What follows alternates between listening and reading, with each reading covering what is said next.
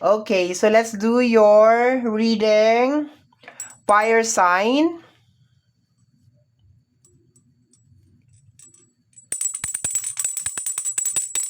Aries, Leo, and Sagittarius.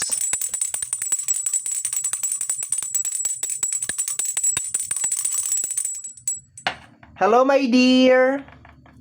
Welcome or welcome back sa ating YouTube channel. My name is RJ, your tarot card reader. At ang gagawin natin ngayon is yung ating daily reading para po ito sa araw ng June 8, 2026. Titingnan natin kung ano yung mga eksena, kaganapan at kung ano-ano pa na maaari mong makasalubong sa araw na ito. Pero before tayo, my dear, mag-proceed or mag-dive in sa ating reading, kukunin ko po muna itong pagkakataon na ito na magpasalamat. Maraming salamat po sa ating mga abangers. Hello po. I hope that nasa mabuting kalagayan po ang lahat. Maraming salamat po sa walang sawang pag-aabang at paghihintay ng ating mga uploads ng inyong mga reading. Thank you very much. Gusto ko rin po magpasalamat sa ating mga bagong subscribers. Thank you so much po for subscribing. And I hope na mag-enjoy po kayo dito sa ating channel. At mahanap nyo po kung ano man po ang inyong hinahanap or mai-provide ko po kung ano man po yung inyong hinahanap. Okay? Salamat po. Maraming salamat. Thank you very much. Okay. So, kagaya po ng lagi kong nasasabi or lagi kong nasasambit, ang tanging hiling at dasal ko lamang po sa ating buong may kapal na ang mga readings na ginagawa ko ay nakakatulong po sa ating lahat. Let's go na tayo, fire sign. Let me see what is going on sa araw na ito. Once again, reading mo ito para sa araw ng June 8, 2026. Okay, nauna to. We have here the energy of the Queen of Swords at saka Four of Wands. Okay. So, ang tatamaan, my dear, is tahanan. Sa energy ng, teka lang. Sa energy, excuse me po, kung narinig ninyo dumigay po ako, pasensya, excuse me po, okay? Ang tatamaan is tahanan, possible na relationship, okay? Sa energy ng Queen of Swords, parang meron ka ng alam or parang merong nangyayari, my dear, sa loob ng relationship or sa loob ng tahanan. And nakukuha ko dito, my dear, na parang naghihintay ka. So, ngayong araw na to, June 8, naghihintay ka, my dear, na merong magsalita, merong magpaliwanag, merong mag-reach out. Okay, yun na nakukuha ko dito. Merong parang linawin niya yung sarili niya or parang mag-explain. Okay, that's the right words. Mag-explain, my dear, sa kung ano man tong nalaman mo, okay, sa energy ng Queen of Swords. Okay, so in short, parang naghahanap ka or naghihintay ka ngayon ng clarification. Okay, coming from your partner, coming from basta membro ng tahanan, nasa loob siya ng tahanan, my dear.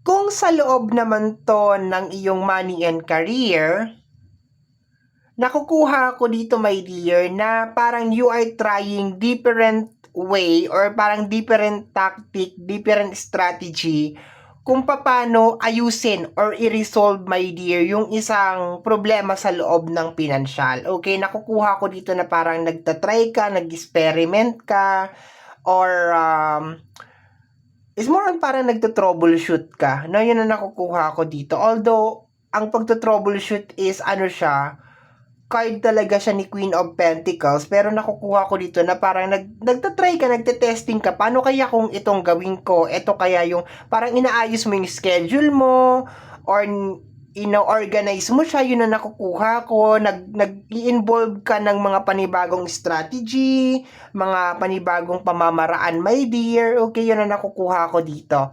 So, maganda naman siya. So far, maganda naman siya so far. Let me see, my dear, additional cards pa tayo. additional cards, we have here the energy of the Ace of Cups. I think talaga meron talagang issue. And gusto mo ma-close siya ngayong araw na to. Gusto mo siyang ma-close or gusto mo siyang matapos ngayong araw na to. Gusto mo siyang ma-resolve. Okay, maybe you're dealing with a sword, okay, Gemini, Libra, and Aquarius. Maybe you're dealing with kapwa mo rin na water sign, okay, water sign, Cancer, Scorpio, and Pisces. Meron din ako nasasagap dito, my dear, na energy din ng kapwa mo rin zodiac sign, Aries, Leo, and Sagittarius. I think may issue. Yes, may issue. Lalo na sa loob ng relationship, may issue dito, my dear. And nandun ka, my dear, sa point na gusto mong ma-resolve ko ano man tong issue na to. Okay, gusto mong makahinga.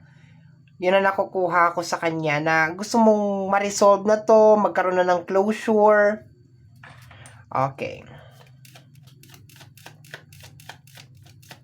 Gusto ko yung energy niya sa money and career kasi nagre-release siya na sumusubok ka ulit, nag-iimbento ka ng mga strategy, nagtatry ka. So, gusto ko siya. Yes, Nine of Swords. Yeah, meron nga nangyayari, my dear, sa loob ng relationship. Sa loob ng tahanan, meron talaga.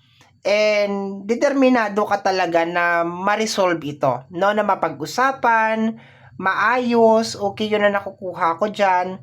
Sa career, gusto mo lang tuldukan to.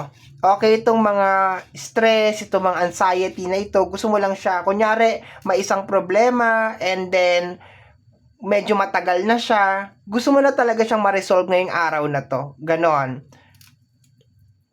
For example, meron mga papalitan ng pyesa. So, I'm just getting this energy. Kumbaga parang kung meron mga kinakailangan palitan or kinakailangan ayusin, this is the time may na humahanap ka ng alternative. Baka pwede na to, baka pwede na yan, baka pwede na yung ganito. Yung ganon, no, naghahanap ka ng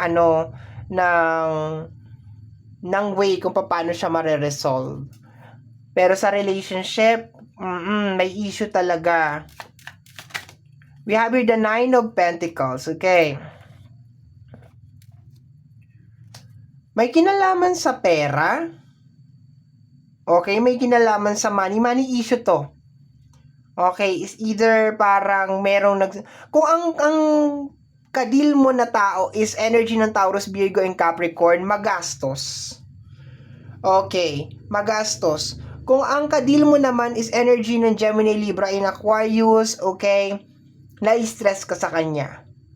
Kung kapwa mo naman siya, fire sign, Aries, Leo, and Sagittarius, parang masyadong aggressive. Padalos-dalos, biglaan, yun ang nakukuha ko. Kung water sign, may issue talaga kayo. May issue kayo ng water sign, Cancer, Scorpio, and Pisces, may issue talaga kayo, my dear. Okay, sa energy ng Ace of Cups, and parang gusto mo nang makawala dito sa issue na to. Okay, yun yung mga nakuha ko dito. Let me see. Fire sign, masyadong aggressive, padalos-dalos talaga. We have here the energy of the Hangman. Kino-confirm lang nito, my dear, na nasa isang sitwasyon ka, my dear, na gusto mo talagang makaalis. Okay, sa energy ng Hangman. Kumbaga, ayaw mo na to. It really doesn't matter kung sa loob ng tahanan, sa loob ng money, ayaw mo na talaga. Gusto mo na makaalis dyan. Gusto mo na ma-resolve. Once again, if you are dealing with Earth sign, Taurus, Virgo, and Capricorn, problema is pagiging magastos nito. As in, like, yung impulsive na paggastos talaga. Sa energy ng Gemini, Libra, and Aquarius, nagkukos siya ng parang di ka makatulog, nagkakaroon ka ng anxiety sa kanya, and hindi ko alam kung anong ginagawa sa'yo, my dear, ng air sign, pero hindi ka talaga makatulog sa kanya. Baka nag-aaway kayo lagi, nagkakaroon kayo ng hindi pagkakaunawaan, or baka nagsisinungaling si air sign, may tinatago sa'yo. Kasi sabi dito, parang gusto mo meron kang hinihintay na magpaliwanag, okay, or mag-explain. Eto si fire sign, kapwa mo fire sign, my dear, impulsive lang talaga siya, as in, padalos-dalos talaga siya,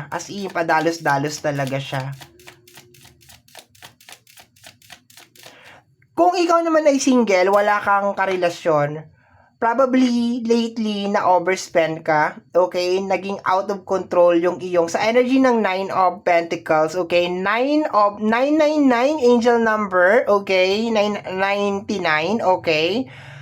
Na overspend ka yata, okay? Parang naging out of control yung usapin ng pinansyal, okay? And probably baka dinala mo yung pera sa loob pa rin ng tahanan, which is baka ikaw ay breadwinner, okay? Baka ikaw yung nagsusupport sa lahat, ganon-ganon.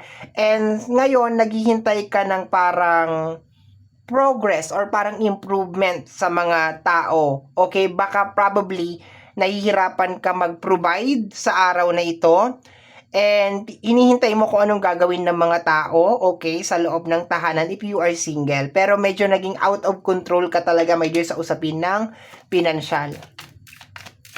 Let me see, we have here the energy of the Three of Cups. Yes, baka nag-over celebration, okay.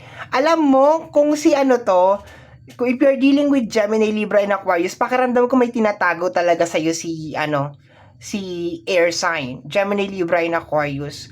Si Taurus, Virgo, and Capricorn talagang overspend, pero pakiramdam ko may issue talaga kay air sign. May nangyayari talaga sa kanya.